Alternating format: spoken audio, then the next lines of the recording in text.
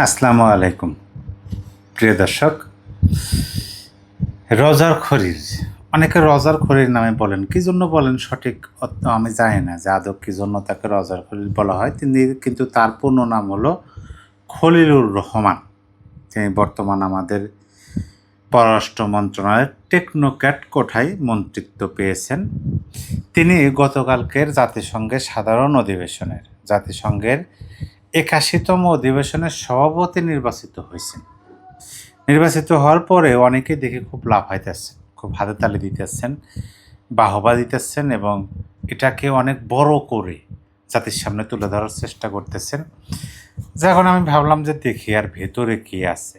তিনি তো জাতিসংঘের সাধারণ অধিবেশনের সভাপতি হলেন 1 বছরের জন্য। তিনি বাংলাদেশের এই পররাষ্ট্র মন্ত্রণালয়ের দায়িত্ব থেকে পদত্যাগ কিন্তু করবেন না। এই বিষয়ে কিন্তু আমি আপনাদেরকে আগে জানাইছি, আগে একটা নিউজ আলোচনা করেছি যে তিনি ছুটি নেবেন, পদত্যাগ করবেন না।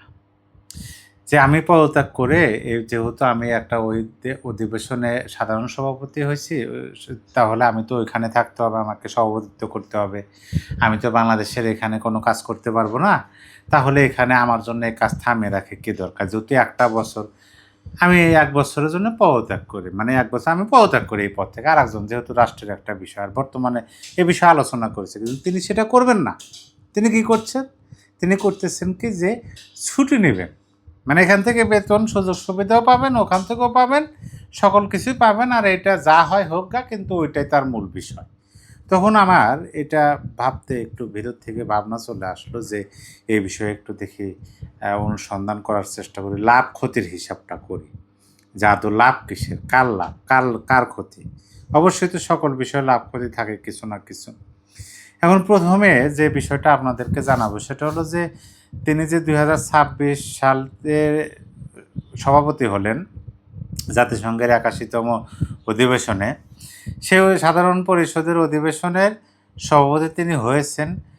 এটা নিয়ে যারা বিভিন্ন যুক্তি তুলে ধরতেছেন যে এইটা হবে সেইটা হবে বাংলাদেশ, সেই বিষয় নিয়ে একটু আলোচনা করি, যাতে কতটুকু সম্ভব। দেখেন, বাংলাদেশের কিভাবে লাভ হতে পারে। এটা হতে পারে যে আন্তর্জাতিক মর্যাদা বৃদ্ধি হতে পারে। এই বিষয়টা, এটা বাস্তবতা, যেটা আপনাকে মেনে নিতে হবে যে বাংলাদেশের একজন মানুষ জাতিসংঘের 81তম সাধারণ পরিষদের অধিবেশনের সভাপতি হয়েছেন। এটা বাংলাদেশের একটা মানে ভাবমূর্তি একটু মর্যাদা একটু বৃদ্ধি কিন্তু হতে পারে, এটা বাস্তবতা। কিন্তু দেখেন পিছনে খেলাটা দেখেন। আর একটা তথ্য আপনাদেরকে দেই, সেই তথ্যটা আপনারা জানেন, বাংলাদেশে কিন্তু এই প্রথম না, এই প্রথম কিন্তু খলিলুর রহমান সাহেব তিনি বাংলাদেশের হয়ে জাতিসংঘের সাধারণ অধিবেশনের সভাপতি কিন্তু না। এর আগেও কিন্তু হয়েছেন 1986 সালে জাতিসংঘের সাধারণ পরিষদের 41তম অধিবেশনের সভাপতি হয়েছিলেন হুমায়ুন রাশেদ চৌধুরী। বাংলাদেশের তিনি ছিলেন, সেইখানে সভাপতিত্ব করার পরে অবশ্য তিনি বাংলাদেশের জাতীয় সংসদের স্পিকার হয়েছিলেন। যাক, তার মানে হলো যে এটা নতুন না। 86 সালে হয়েছিলেন, 26 সনে হলেন, তার মানে হলো যে 40 বছর পরে এটা হলো। কিন্তু সর্বপ্রথম আপনাদেরকে বলি, সভাপতি মানে কি? সভাপতি বলতে আমরা কি বুঝি? সভাপতি হলো সেই জিনিস বা সেই পদ, যে পদ হলো যে আপনি যদি গ্রামের তো বিচার সালিশ দেখে থাকতে পারেন, গ্রামের তো অনেক বিচার হয়, সালিশ হয়, সেগুলো যদি দেখে থাকেন তাহলে বুঝবেন সেখানে একজন সভাপতি নিয়োগ হয়। সভাপতির কাজ হলো সকল কিছু শোনা, দেখা এবং পরিশেষে সিদ্ধান্তটা, ওই যে একটা কি বলে জুরি বোর্ড বসে, একটা সিদ্ধান্ত হয়, জুরি বোর্ড থেকে আসা সিদ্ধান্তটা সভাপতি শুধু পাঠ করে জানিয়ে দেওয়া, মানে সেটা হলো কি একটা নিরপেক্ষ মানুষ। এখানে সভাপতি পদটা হলো একটা নিরপেক্ষ পদ, সবাইকে সমান চোখে দেখতে হবে।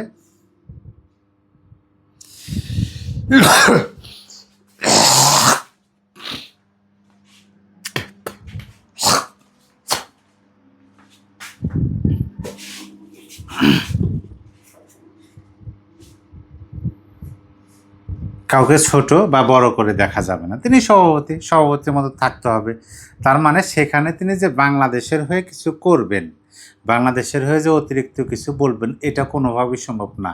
সংক্ষেপে বুঝে দিলাম। তারপরে যে সমস্ত হাইপ উঠছে, যারা এই সমস্ত কথাবার্তা বলতেছে, তাদের কথার একটু মানে একটু সেই বিষয়ে লাভের দিকটা আলোচনা করি, তারপরে একটু ক্ষতির বিষয়ে আসি, যে আদৌ লাভ কার হচ্ছে সেই বিষয়টা আমরা আলোচনা করব। এখানে আর একটা বিষয় বলা যাইতে পারে যে আমাদের তো একটা বড় ধরনের সমস্যা আছে। বড় সমস্যা হলো যে রোহিঙ্গা ইস্যুতে আমরা একটা সমস্যার মধ্যে পড়ে আছি। এত লক্ষ লক্ষ মানুষকে আমরা কিভাবে ভাত কাপড় দিয়ে ফেলতেছি, এটা আমাদের জন্য ক্ষতিকারক। রোহিঙ্গা তাদেরকে ফিরিয়ে দেওয়া বা মিয়ানমার সরকার যেন নিয়ে যায়, সেই বিষয়ে কিন্তু ডক্টর ইউনূস বাটপারি অনেক করছেন। সেখানে গেছেন, টুপি মাথায় দিয়ে বলছেন আগামীতে সেখানে করবে, যাক সেটা পরের বিষয়। কিন্তু মানে ডক্টর ইউনূসের কথা এই জন্যই আসতেছে যে এই যে খলিল সাহেব, খলিল হলো ডক্টর ইউনূসের নিরাপত্তা উপদেষ্টা ছিলেন। পরবর্তীতে তিনি টেকনোক্র্যাট কোটায় পররাষ্ট্রমন্ত্রী হলেন, সেজন্য খলিল ইয়ার কথায় আসছে। তো তখনও নিরাপত্তা উপদেষ্টা। এখন অনেকেই বলতে পারেন তিনি যেহেতু জাতিসংঘের সভাপতি হলেন 1 বছরের জন্য সাধারণ পরিষদ অধিবেশনে, তাহলে রোহিঙ্গা ইস্যুতে বেশি মনোযোগ আনার সুযোগ। এখানে সুযোগ কতটা আছে, কতটা আছে বিশ্ব মঞ্চে এটা যদি আলোচনায় ওঠে, কিন্তু তিনি তো একবারই কিছু বলতেও পারবেন না, করতেও পারবেন না, বা ভাবতে পারে তিনি একজন সভাপতি। তিনি শুনবেন, দেখবেন, পরিশেষে তিনি সমস্ত শুধু উপস্থাপন করবেন, একজন মুরব্বী এই আর কি। তারপর উন্নয়নশীল ও স্বল্পোন্নত দেশের স্বার্থগুলো তুলে ধরার সুযোগ। কূটনৈতিক নেটওয়ার্ক শক্তিশালী হতে পারে বা হবে 1 বছরের জন্য, এটা একটা দিক হতে পারে, বাণিজ্য বিনিয়োগ। কিন্তু সবচেয়ে জরুরি বিষয় হলো যে ইউএনজিএ সভাপতি পদটি মূলত নিরপেক্ষ প্রতিনিধিত্বমূলক। তিনি তিনি কিন্তু বাংলাদেশের প্রতিনিধি করবেন না, সেখানে বুঝতে হবে। তিনি জাতিসংঘের সাধারণ অধিবেশন, সাধারণ পরিষদের অধিবেশন, জাতিসংঘের সাধারণ পরিষদের 81তম অধিবেশনের তিনি সভাপতি। তার মানে তিনি বাংলাদেশের প্রতিনিধিত্ব কিন্তু সেখানে করতেছেন না। তার মানে কি বাংলাদেশ কিন্তু শূন্য, এটা আপনাকে ভাবতে হবে। ওই যে রোহিঙ্গার বিষয়টা দেখেন করে কিনা, যদি করে ভালো, কিন্তু পারবে না, করতে পারবে না, কারণ তিনি সভাপতি। তিনি জাতিসংঘের সভাপতিত্ব করবেন, বাংলাদেশের প্রতিনিধিত্ব তিনি করবেন না, এটা বাস্তব। হ্যাঁ, বাংলাদেশের একজন মানুষ সভাপতি হয়েছেন, এইটুকু আমরা বলতে পারি বিশ্বের অন্যান্য জায়গায় যে বাংলাদেশের একজন সভাপতি হয়েছেন, তাছাড়া কিছু না। এখন আসেন যে অসুবিধা কী হতে পারে। অসুবিধার দিকে যদি আমরা একটু তাকাই, নিরপেক্ষতা বজায় রাখা, সেখানে নিরপেক্ষতা বজায় রাখতে হবে। তারপরে অতিরিক্ত প্রত্যাশা তৈরি হতে পারে, এগুলো কিন্তু অসুবিধার কারণ। অতিরিক্ত প্রত্যাশা তৈরি হতে পারে, আন্তর্জাতিক বিতর্কে চাপের মুখে পড়তে পারেন, আন্তর্জাতিক বিতর্কে চাপের মুখে পড়তে পারেন।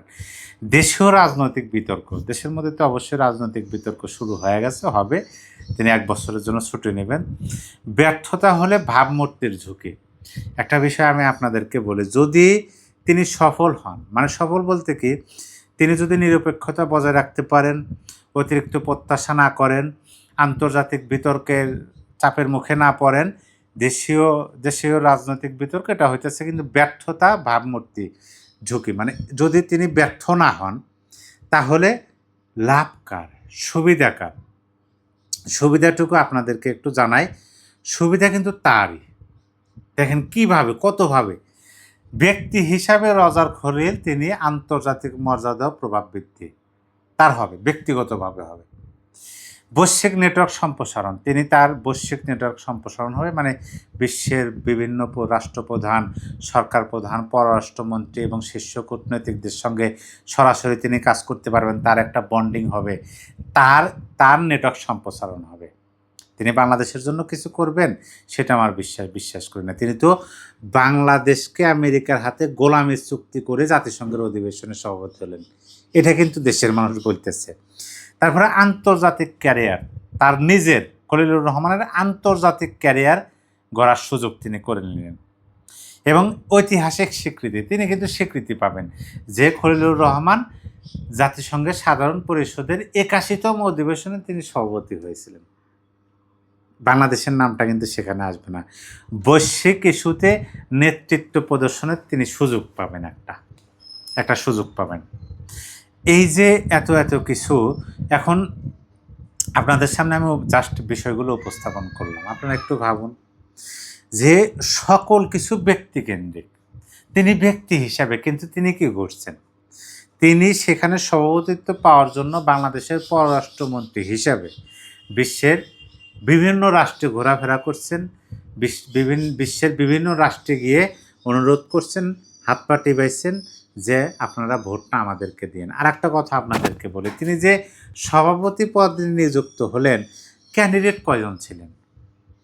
তিনি ক্যান্ডিডেট কয়জন ছিলেন আপনি একটু ভাবুন। মাত্র দুজন ক্যান্ডিডেট। দুজন ক্যান্ডিডেটের মধ্যে ৯৯টি ভোট তিনি পেয়েছেন। ৯৯ ভোট পেয়ে তিনি হয়েছেন। যাই হোক, যেভাবেই হোক, এই যে সকল অ্যারেঞ্জমেন্ট, সকল দৌড়াদৌড়ি, মানুষের অন্য বিভিন্ন রাষ্ট্রের কাছে গিয়ে ভোট চাওয়া, আমাকে আপনারা সমর্থন করেন, সকল কিছু কিন্তু রাষ্ট্রীয় অর্থ ব্যয় হয়েছে, ১ নম্বর। ২ নম্বর হলো তিনি রাষ্ট্রীয় পররাষ্ট্রমন্ত্রীর পদ থেকে ছুটি নেবেন, মানে ওই পদে তিনি থাকবেন, ওই পদ থেকে তিনি যাবেন না। এখন এখানে পয়েন্ট কোনটা হতে পারে? পয়েন্ট হতে পারে তিনি যেহেতু মার্কিনীদের কি বলে, মার্কিনীদের প্রোডাক্ট, মার্কিনীদের দালাল, এটা নিশ্চিত। কারণ বর্তমান সরকারও বলছিলেন যে এই খলিলুর রহমান হচ্ছে মার্কিনীদের দালাল, এটা বর্তমান সরকার বলছিল। বর্তমান সরকারই তাকে টেকনোক্র্যাট কোথায় নিয়ে আসছে। তাহলে এখানে তো আমাদের বলতে কোনো দ্বিধা থাকার প্রশ্নই আসে না। তিনি মার্কিনীদের দালাল, তাকে যেহেতু দালালদেরকে একটু দিতে হবে, তাকে জাতিসংঘের সাধারণ পরিষদেরও সভাপতি করলেন। এখন সেই প্রভাবে বাংলাদেশের উপর মার্কিনীদের প্রভাব আরও কতভাবে পড়তে পারে এই চিন্তা আপনি করতে পারেন। তাছাড়া দেশের সুবিধা, এটা অহেতুক ওই দেশের বিরুদ্ধে ষড়যন্ত্রকারীরা শুধু আনন্দ উল্লাস বা এটাকে মহৎ হিসাবে বিশালভাবে উপস্থাপন করতে পারেন। তাছাড়া এটা কিন্তু দেশের জন্য কোনো ভালো কিছু না। এটা দেশের জন্য যে লাভ সেই কত, বরঞ্চ আমি আরও ক্ষতির সম্মুখীন দেখতেছি। যে তিনি যে এখন ওইখানে গেলেন, আপনি বিষয়টা খেয়াল করুন যে তিনি ওইখানে চলে গেলেন, কিন্তু আমাদের মন্ত্রিত্ব পদ থেকে, আমাদের মন্ত্রণালয়ের দায়িত্ব তিনি ছাড়লেন না, কিন্তু তিনি ছুটিয়ে নিলেন। তার মানে তিনি প্রভাবটা এখানে তার ঠিকই থেকে গেল, পাশাপাশি ওইখানে তিনি আছেন। কতভাবে প্রভাব চাপ ক্রিয়েট করে বাংলাদেশে আরও কতভাবে গোলামি এবং অন্ধকারে নিমজ্জিত করা যায়, সেটা কিন্তু সেই অপার সম্ভাবনার দুয়ার এই খলিলের জন্য খুলে গেল, মার্কিনীদের জন্য খুলে গেল। ভাবেন, আমার কথা আপনার কাছে অযৌক্তিক, অহেতুক মনে হতে পারে, কিন্তু বাস্তবতা আমার ধারণা আমি উপস্থাপন করলাম, এটা ব্যবসাধীনতা। প্রিয় দর্শক, আপনি আপনার মূল্যবান মতামত লিখে জানাতে পারেন। তবে এইটা সত্য কথা, এটা কিন্তু আপনি কেন কেউই অস্বীকার করতে পারবে না যে এই খলিলুর রহমানকে বর্তমান সরকারের বর্তমান যে রাজনৈতিক দল সরকারে আছে, সেই রাজনৈতিক দল দলীয়ভাবে কিন্তু বলছিল তিনি বিদেশিদের এজেন্ট। এই খলিলুর রহমান তিনি বিদেশি নাগরিক, বাংলাদেশের সার্বভৌমত্ব ধ্বংস, বাংলাদেশের ক্ষতি করার জন্য আছেন, তার পদত্যাগ পর্যন্ত চেয়েছিলেন বর্তমান সরকার। তারাই টেকনোক্র্যাট কোথায় আনছেন, তারাই আবার তাকে 1 বছরের জন্য ছুটি দিচ্ছেন, এবং তিনি জাতিসংঘের সাধারণ পরিষদের 81তম অধিবেশনের সভাপতি হতে যাচ্ছেন 1 বছরের ছুটি নিয়ে। বিষয়টা ভাবুন, ভাবতে থাকুন, আর আমি যে লাভ ক্ষতির হিসাবটা দিলাম সেটা মিলাতে থাকুন। সবাই ভালো থাকবেন। আল্লাহ হাফেজ।